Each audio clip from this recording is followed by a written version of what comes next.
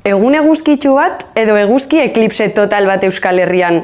Zein da hori gertatzeko aukera? Ni Elbira Gutierrez naiz eta eklipseen didaktikan ari naiz tesia egiten. Ilargi eklipseak hilbetean gertatzen dira eta eguzki eklipseak hilberrian. Orduan, zergatik ez ditugu eklipseak hilabetero? Hori zergatik gertatzen den ulertzeko, goazen. Beharrezkoak diren materialak tenis pilota, 3 edalontzi, 2 permanente kolore desberdin, plastilina, artaziak eta txintxeta izango dira. Lehenengo, lurra eta ilargia egin plastilinarekin. Eguzkia tenis pilota izango da. 2. Eguzkia eta lurra ekliptika deritzon plano batean daude.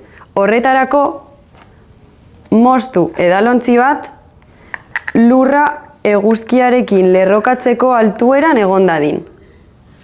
3. Hartu edalontzi bat eta horren gainean ipini. Eta orain, eguzkia eta lurraren erdialdetik pasatzen den planoa irudikatu permanentearekin.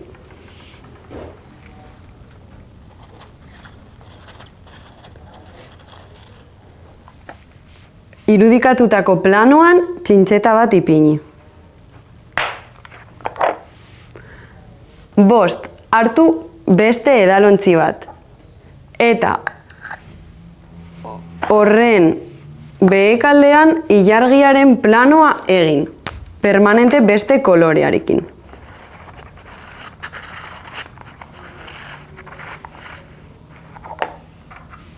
Eta ipini bertan ilargia.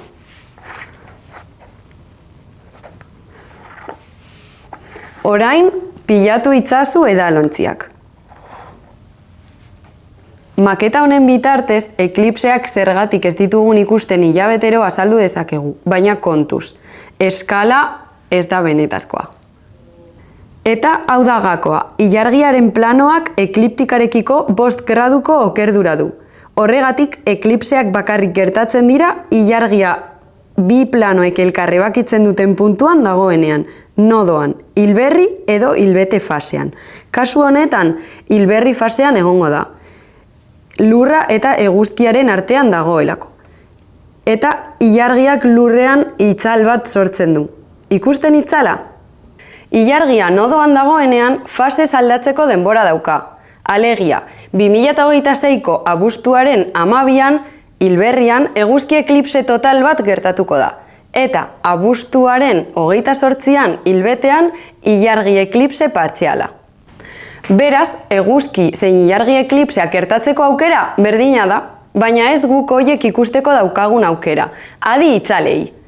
Ilargi eklipseak gaualde osoan zehar ikusi daitezke hainbat orduz. Aldiz, eguzki eklipseak ilargiaren itzalean ikusi daitezke eta minutu batzuetako iraupena daukate.